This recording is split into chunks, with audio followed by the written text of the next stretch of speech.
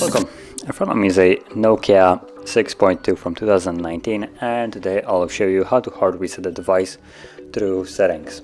So to get started, we're going to open up the settings, and from here scroll all the way down to System, put on Advanced, and you have Reset options.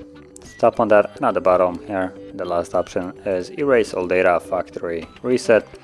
Once you tap on it, you get a message that performing this will remove your Google account, system app data and settings, downloaded apps, music, photos and other user data. So basically what it says, it removes everything that you have put on the device yourself.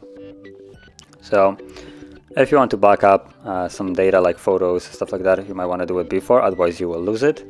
But if you have done that or you don't want to back it up, tap on Reset Phone and then erase everything and the process will begin.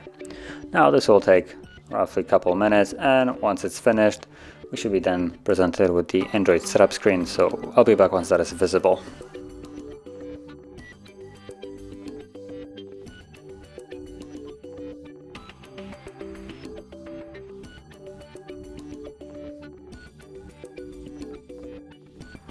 And as you can see, now the process is finished, and you can set up your device as however you like.